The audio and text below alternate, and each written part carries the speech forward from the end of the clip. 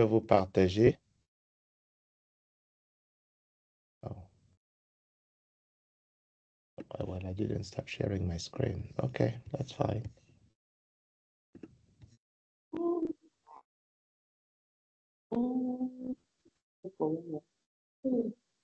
OK, vous voyez mon écran? Monsieur. Oui, monsieur. OK, très bien. OK, nous allons commencer. Alors, les cellules tueuses naturelles ou natural killer cells. Qu'est-ce que vous savez des cellules tueuses naturelles?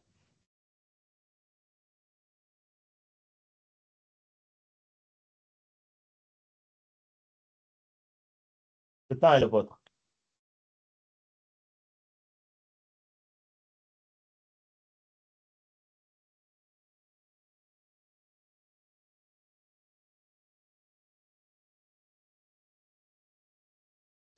Monsieur, déjà, ce sont des lymphocytes. Ce sont des cellules Oui, ce sont lymphocytaires. des lymphocytes.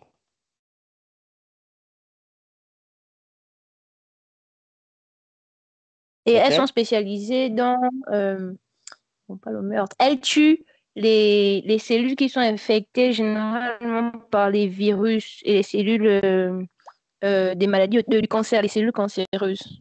Uh-huh. OK, très bien. Qu'est-ce qui la différencie des autres cellules lymphocytaires?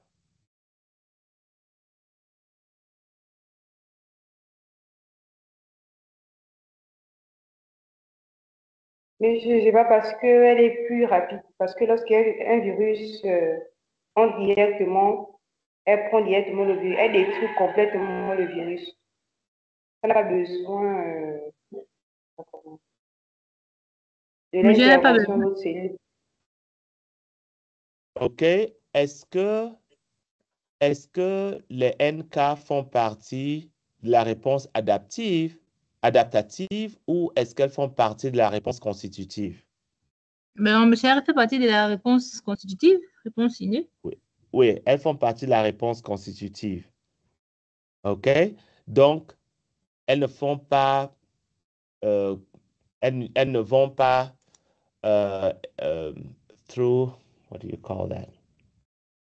Elles ne font pas, par exemple, l'expansion clonale. Nous allons voir les différences tout à l'heure. Alors, les questions que je voudrais que vous gardiez à l'esprit, c'est quoi les natural killers? En quoi sont-elles différentes des autres lymphocytes? Où est-ce qu'on les trouve? Quelles sont les cibles de ces cellules? Et quels sont les mécanismes d'action de ces cellules? Et qu'est-ce qu'il en est de leurs récepteurs? Alors, est-ce que vous avez, dans les cours antérieurs, parlé de l'action ou des mécanismes d'action des cellules tueuses? Comment elles font en fait pour faire leur travail? Vous avez couvert ça? Non, monsieur. Oui, monsieur. OK. OK, certaines Bon, personnes monsieur, disent pour oui, certaines certains, pas personnes pour disent tout le non. monde. Pardon? Parce que nous n'étions pas dans la même classe, au fait. Nous n'étions pas dans la même classe. OK. Alors, ceux qui ont déjà vu vont nous aider. D'accord? Les natural killers sont caractérisés par un certain nombre de faits. Un, leur cytoplasme est riche en granules lithiques. Alors, ces granules lithiques ne sont pas des lysosomes. Des lysosomes, je veux dire, ne sont pas des lysosomes. OK? Ce sont des granules lithiques. Et ces granules lithiques ont la capacité de contenir des enzymes qui vont être déployées à l'extérieur de la cellule, d'une part. Et d'autre part, vont avoir des protéines qui vont s'insérer dans la membrane de la cellule cible, de sorte que de sorte qu'il y ait une communication directe entre la cellule natural killer et la cellule qui doit être tuée. D'accord? Elles sont caractérisées par le fait qu'elles ont à leur surface les CD56, CD16 et les NKP46. Toutes ces protéines sont des marqueurs de surface. D'accord? Chez ces cellules lymphocytaires, nous n'avons pas l'expression des CD3. OK? CD3, en fait, qu'on va trouver dans d'autres lymphocytes, mais je ne vais pas vous embêter avec ça. Les natural killers ont une apparence qui varie énormément. Elles ont une apparence qui varie énormément. On les trouve en circulation.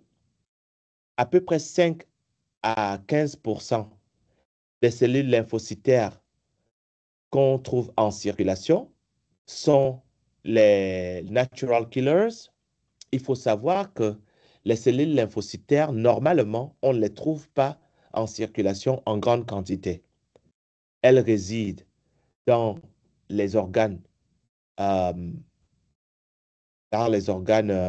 lymphoïdes, y compris les ganglions et la rate. En général, elles sont présentes dans le sang en très petite quantité, mais vraiment très petite quantité, sauf quand il y a une infection avérée. Donc, au-delà de les trouver dans le sang en circulation, on les retrouve dans la rate, on les retrouve dans les amygdales, les ganglions, le foie, les poumons et le placenta. Elles n'ont pas une durée de vie très longue dans le système. En général, leur demi-vie est de 2 semaines. En d'autres termes, si vous avez de nouvelles cellules NK aujourd'hui, dans 21 jours, vous n'aurez plus aucune de ces cellules NK, ou du moins, vous aurez une quantité extrêmement réduite de cellules NK parce que elles ont un turnover. Donc, elles se renouvellent régulièrement. Okay? Quand je dis turnover, je parle du renouvellement. Monsieur, Oui, je voudrais savoir, c'est quoi les granules lytiques? les granules lytiques, alors, gardez votre question. On va la mettre entre parenthèses et je vais vous montrer la prochaine diapo, d'accord?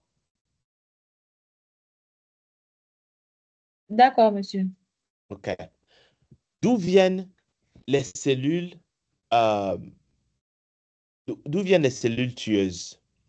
Eh bien, comme la majorité des autres cellules, elles viennent des cellules hématopoïétiques.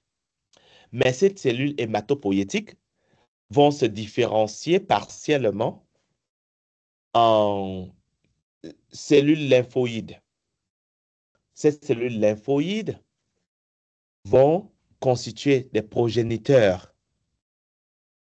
Et ces cellules progénitrices vont être particulières parce qu'elles vont avoir des CD34+. Alors, lorsque vous voyez CD34+, ça veut dire que ces cellules progénitrices produisent à la surface de leurs cellules un facteur qui s'appelle CD34. OK? Alors, ces cellules vont être différenciées en cellules killer par des facteurs qui sont des CSF, Colony Stimulating Factors. OK? Cette maturation, cette production, ça va se faire dans la moelle rouge des os, mais également il va y avoir une production au niveau euh, du thymus. Donc, il y aura un développement thymique. OK? Par contre, ce développement thymique n'est pas essentiel. En d'autres termes, ces cellules, même si ce sont des lymphocytes qui peuvent avoir un développement thymique, elles ne savent pas nécessairement faire la différence entre le soi et le non-soi. Leur spécialité, ce n'est pas de faire la différence entre le soi et le non-soi. Leur spécialité, c'est de reconnaître les antigènes étrangers. OK? Il y a toute une... On va parler de comment ça se fait, l'éducation entre le soi et le non-soi, mais elles ne reçoivent pas le genre d'éducation que les lymphocytes T reçoivent, que ce soit les lymphocytes T CD4 ou les lymphocytes T CD8. D'accord? Euh, elles attachent un ligand qui s'appelle le c-KIT ligand et le FLT3 et également l'interleukine 15. OK? Ces différents ligands, en fait, sont essentiels pour leur fonction et leur maturation. Lorsqu'elles sont matures, ou du moins leur maturation est causée par les interleukines 2, les interleukines 12, les IL-18 et les IL-15. Okay? Ces interleukines vont causer la maturation des cellules lymphocytaires natural killers. Alors, comment est-ce qu'elles font la différence pour reconnaître les facteurs étrangers? Évidemment, vous avez toute la panoplie de récepteurs et ils ont toute une panoplie de récepteurs. Alors, malgré cela, elles vont quand même recevoir une éducation qui consiste en un tuning. Le tuning, c'est simplement que elles vont apprendre à reconnaître certains facteurs. Okay? Licensing, c'est simplement l'autorisation qu'elles reçoivent que maintenant vous pouvez commencer à faire votre travail. Et le arming ou le arming, le licensing et le arming, c'est en réalité la même chose. OK? Licensing and arming, ça veut simplement dire que vous êtes autorisé à aller attaquer les cellules qui sont infectées pour les détruire. Donc, elles arrivent à définir quelles sont les cellules qui sont saines et les cellules qui sont anormales. C'est différent que de dire le soi et le non-soi. OK? Les natural killers, elles vont être focalisées sur la reconnaissance des cellules anormales. Donc, ça voudrait dire en d'autres termes que ce n'est pas simplement les cellules infectées qu'elles vont reconnaître, mais elles vont aussi reconnaître les cellules cancéreuses et les détruire. Donc, elles interagissent beaucoup avec le CMH1 du soi. OK? Et en fait, les CMH1 du soi, comme vous savez, la classe 1, c'est celle qui, en fait, reconnaît les cellules tumorales, tout ce qui est de notre corps et qui se comporte de manière anormale va être présenté par les CMH de classe 1 dans notre système. Du coup, en fait, ces cellules tueuses vont souvent reconnaître toutes ces cellules qui vont présenter des antigènes euh, par le CMH1. OK? Alors, vous posiez la question de savoir, au niveau du granzyme, au niveau des granules lytiques, ce que ça veut dire les granules lytiques. Et là, on commence à rentrer dans ce que ça veut dire les granules lytiques. Alors, vous avez les NK qui sont ici sur un plan central. On les met ici sur un plan central parce que c'est le sujet de notre étude. Ces cellules NK peuvent interagir de manière directe avec nos propres cellules qui se comportent de manière anormale. Donc, les cellules stressées, par exemple. OK? Ces cellules stressées peuvent peuvent envoyer des signaux de l'intérieur ou elles peuvent avoir des signaux externes. Ces signaux externes sont, par exemple, les anticorps attachés à ces cellules anormales. Vous me suivez?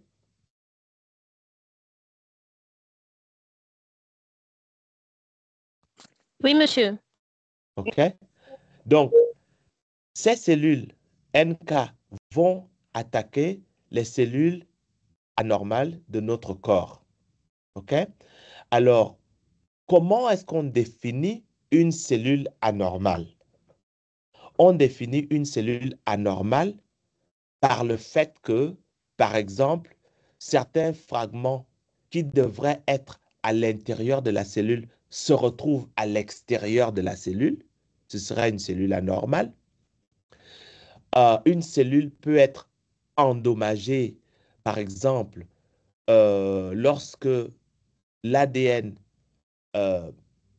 qui devrait être à l'intérieur s'expose à l'extérieur. Alors, quand je dis s'expose à l'extérieur, ce que je voudrais dire, c'est que la cellule n'est pas nécessairement morte, mais la cellule présente des fragments d'ADN à l'extérieur, malgré que la cellule est encore entière.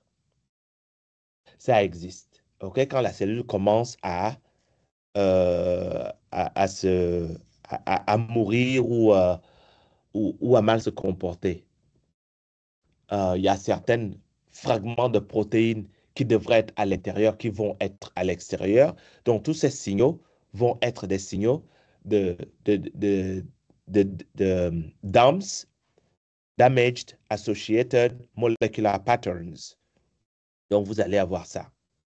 Vous allez avoir que les natural killers vont également causer la lyse des cellules cibles.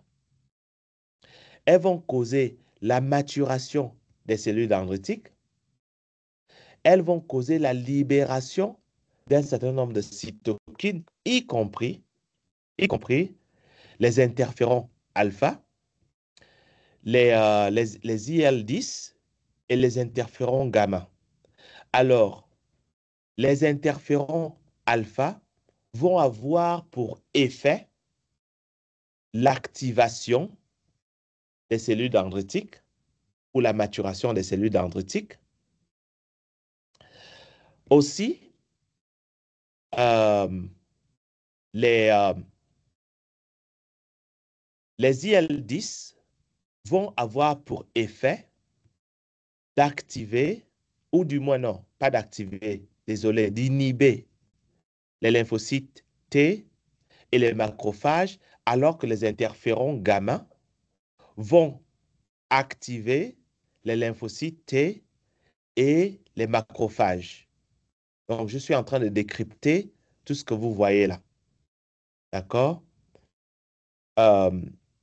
Les fragments ici qui viennent de la lyse de la cellule vont être reconnus et vont être présentés à la surface des cellules dendritiques, ce qui va induire également une activation des cellules dendritiques. Fermons cette parenthèse.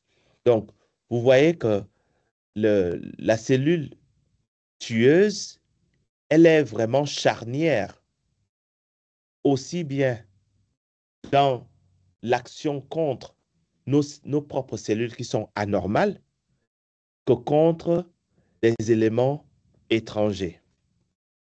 On va avancer. Alors, ici, c'est là où je vais répondre à la question que Mamzelle posait lorsqu'elle parlait des granules lithiques. C'est quoi les granules lithiques? Ce sont des vésicules qu'on trouve dans les cellules tueuses, mais on les trouve également dans les lymphocytes T tueuses parce qu'il y a les lymphocytes T qui sont cytotoxiques. D'accord? Ces lymphocytes T qui sont cytotoxiques ont également des granules lithiques. Ces granules lithiques consistent à quoi? Elles consistent en des vésicules qui ont des protéines qui sont capables de former des, des, des pores dans la membrane. Et à travers ces pores, il y a des enzymes qui s'appellent granzymes, les granzymes, qui vont en fait se retrouver à l'intérieur de la cellule cible. Et en se retrouvant à l'intérieur de la cellule cible, par voie de ces perforines, les protéines qui forment des pores dans la membrane plasmique s'appellent des perforines, eh bien, ça va induire une cascade d'événements qui va conduire à l'apoptose de la cellule cible. Donc, c'est comme ça que la cellule tueuse va en fait causer la mort d'une cellule infectée. Ça, en fait, il y a deux voies, réellement, il y a deux voies. Il y a la voie des granules lithiques, et puis il y a la voie de la transduction du signal, qui ici, où on a une cellule tueuse qui a des récepteurs qui sont dans des vésicules. Ces récepteurs vont être mis à la surface de la cellule à un moment donné. D'accord? Donc, les récepteurs ici sont internalisés. Et puis après, les récepteurs vont être mis à la surface, donc vont être mis à l'extérieur. Lorsqu'elles sont mises à l'extérieur, qu'est-ce qui se passe? Alors, vous avez des complexes, différents genres de complexes. Vous avez le complexe TRAIL et puis le complexe TRAIL-R. TRAIL-R, R veut dire récepteur. Donc, il y a le récepteur de ce récepteur, OK, à la surface de la cellule cible. Donc, le natural killer va reconnaître la cellule cible seulement lorsqu'elle exporte, non, pas exporter, non, c'est pas exporter, lorsqu'elle met à la surface ces récepteurs-là, ici. De la même manière, il y a d'autres récepteurs qu'on appelle les CD95L, ces CD95L qu'on appelle aussi FAS-L, vont être capables de reconnaître les CD95. Ces CD95 qu'on appelle FAS. D'accord? Lorsqu'il y a reconnaissance, que ce soit des FAS-L par FAS ou des TRAIL par TRAIL-R, il va y avoir transduction du signal. Cette transduction du signal va en fait activer des caspases. Ces caspases sont essentielles pour l'induction de l'apoptose. Donc, il y a deux voies par lesquelles les cellules tueuses peuvent induire la mort des cellules cibles. Un, la voie des granules lithiques.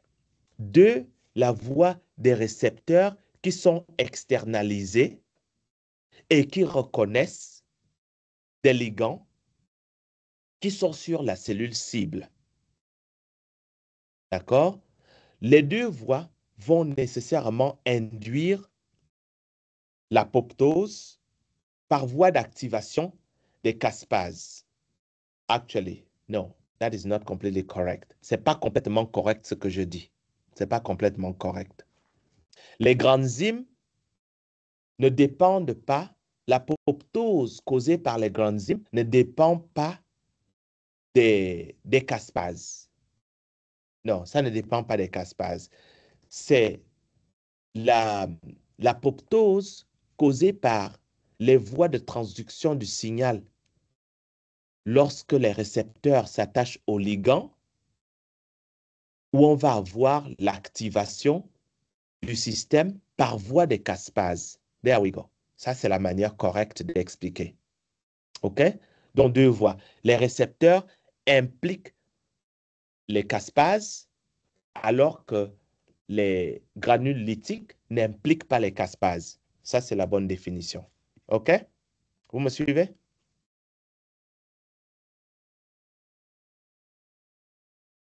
Oui, monsieur. Oui, monsieur.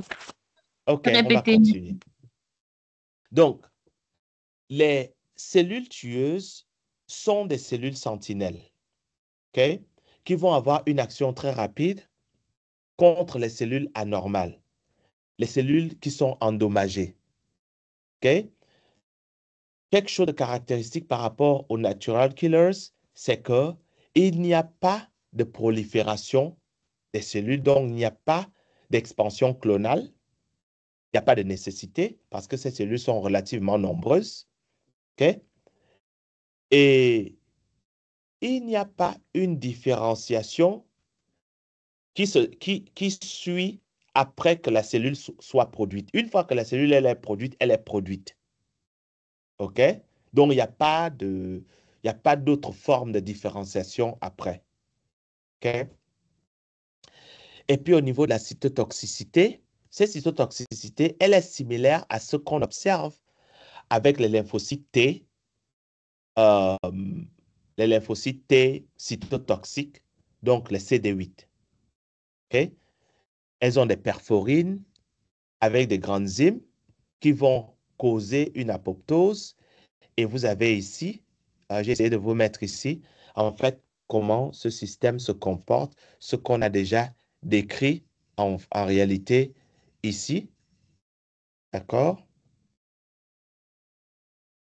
Donc, vous avez ici une action des natural killers sur des cellules cibles.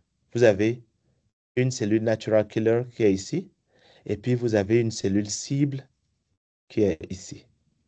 D'accord? Et ça, c'est un micrographe. Micrographe. C'est une photo qui a été prise avec un microscope électronique. All right. Donc là, ici, on va décrire un peu plus la voie d'apoptose. Au niveau de la voie d'apoptose, vous avez les récepteurs qui vont être activés.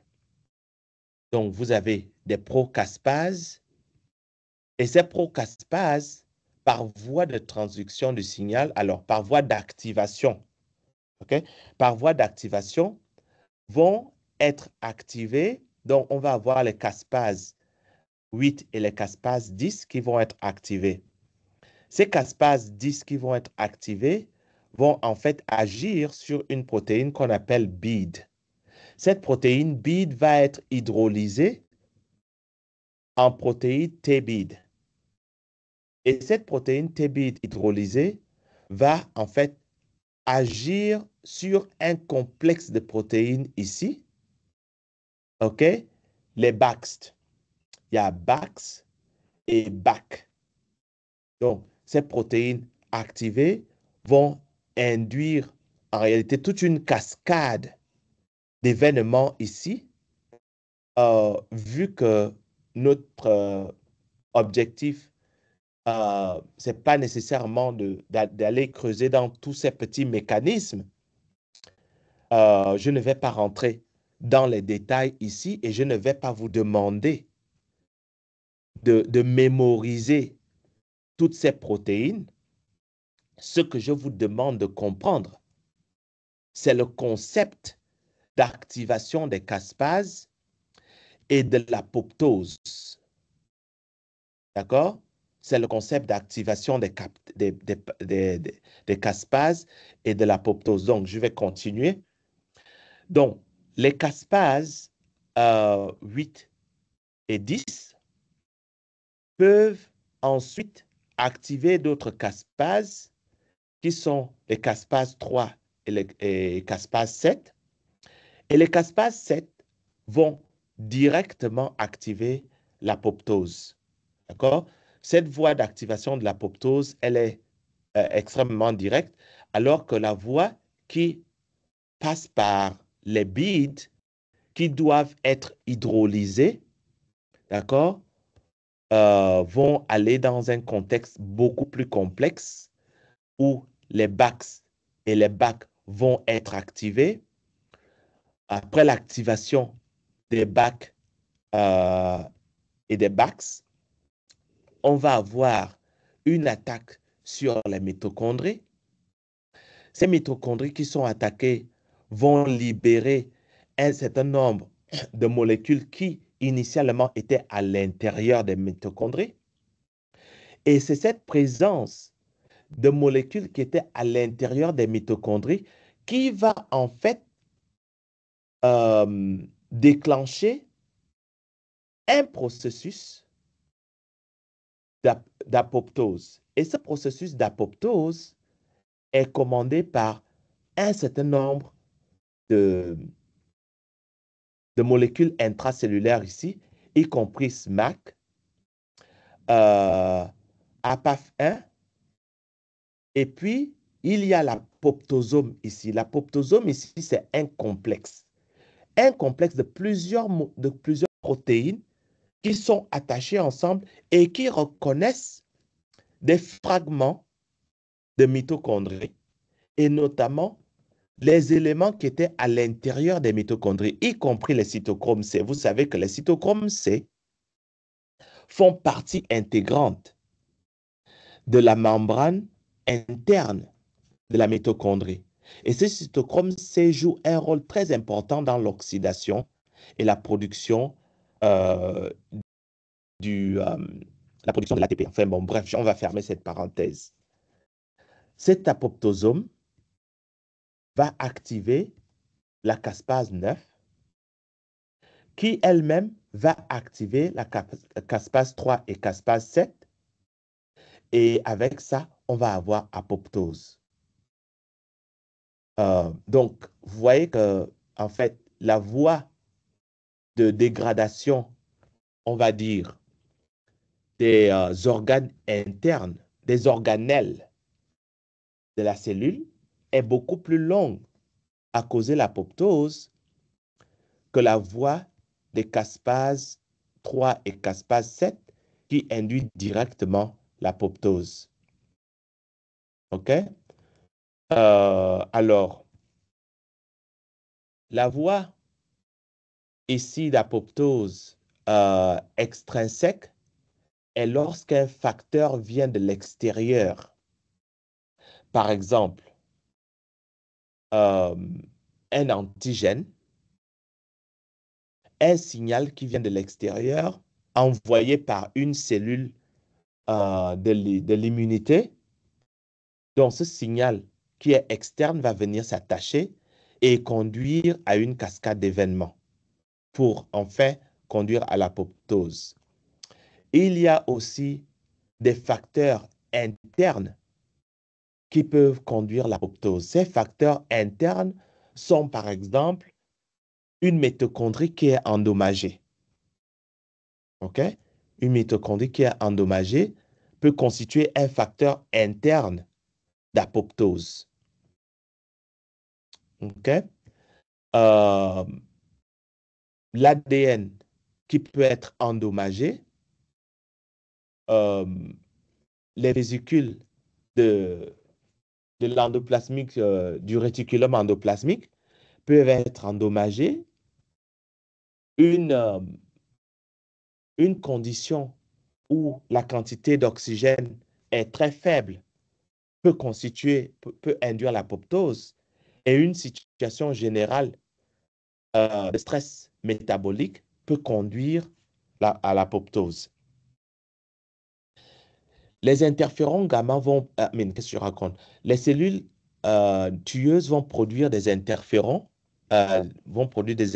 gamma, les tumor necrosis factors, les TNF, les IL-10, les GM-CSF, et puis des chimiokines, y compris les MIP1 alpha, les MIP1 bêta, les CL5. On a déjà parlé des MIP, right? Tout à l'heure, nous avons parlé des MIP. Elles vont produire, nous avons parlé des cytokines, et ces cytokines-là vont en fait faire la régulation de la réponse inflammatoire ainsi que le recrutement des cellules du système immunitaire. Elles vont contrôler la réplication des virus via la production d'interférons gamma. Elles vont aussi contrôler la réponse immunitaire et notamment des cellules TH1, TH2 et Treg. Et toutes ces cellules TH1, TH2 et Treg sont des lymphocytes T, d'accord? TH1 et TH2 étant des helper T cells, les cellules T qui sont des cellules helpers, et puis les Treg sont les cellules régulatrices du système immunitaire. Et puis que nous avons que les NK sont en réalité une interface presque incontournable entre l'immunité innée et l'immunité adaptative. Et là, nous avons la reconnaissance des cellules cibles. Nous avons déjà abordé ici la reconnaissance des cellules cibles, OK? En abordant les récepteurs ici et les ligands.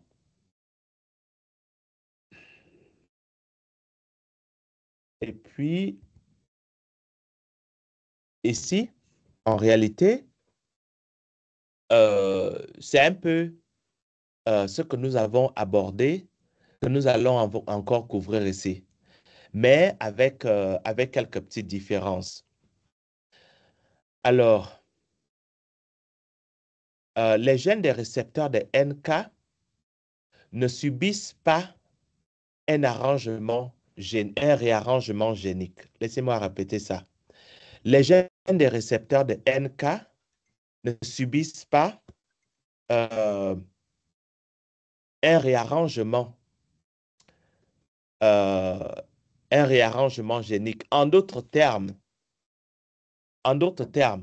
ce que nous allons voir avec les anticorps, la production d'une diversité d'anticorps qui résulte d'un réarrangement génique, nous ne le verrons pas avec les NK.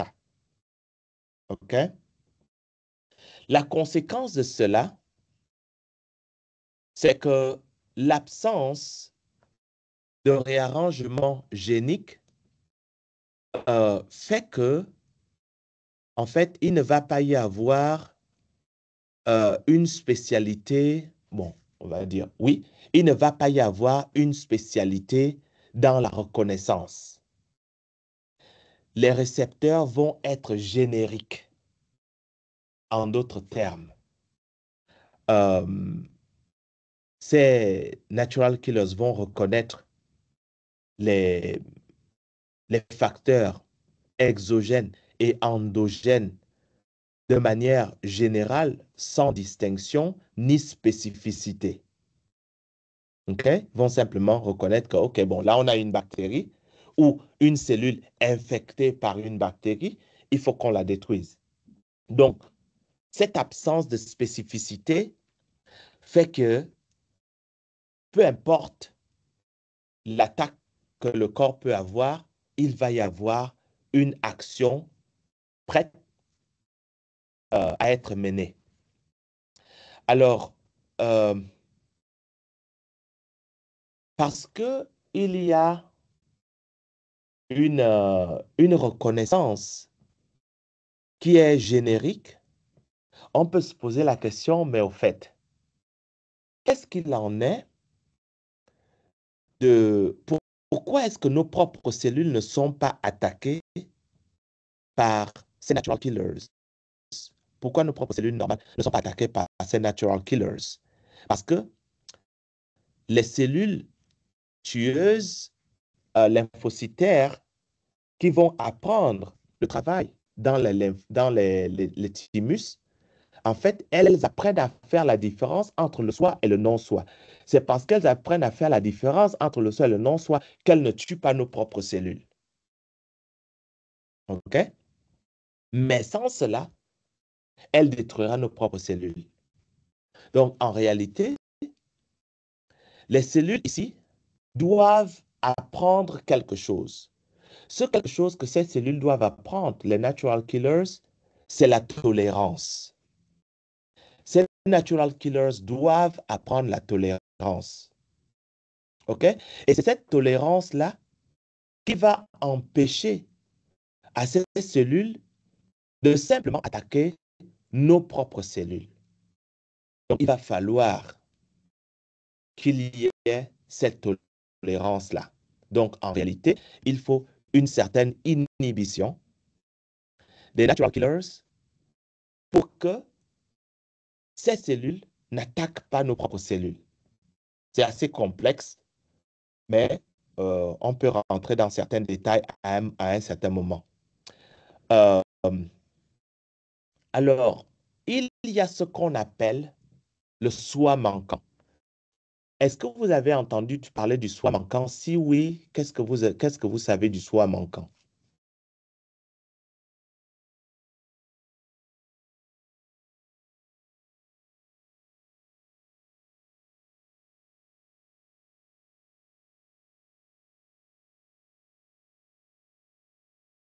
Mais c'est moi, j'ai Allô? généralement entendu parler de ça.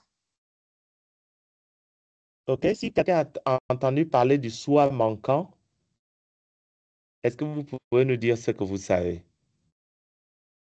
Moi Sinon, également, j'ai entendu parler de ça, monsieur. OK. Sinon, alors, je vous donne comme tâche, comme il est à 10h40, 10h39, donc il va être 10h40 dans un peu moins d'une minute. Nous allons commencer la conversation demain avec la théorie du soi manquant. Alors, écrivez-le. La théorie du soi manquant. Lorsque nous allons venir demain, vous allez expliquer ce que vous avez appris sur la théorie du soi manquant.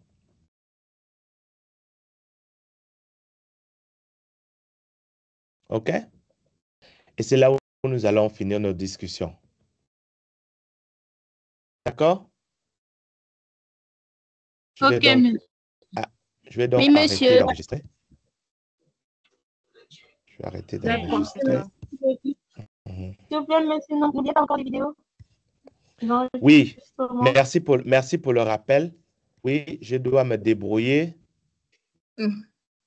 à ne pas oublier les vidéos.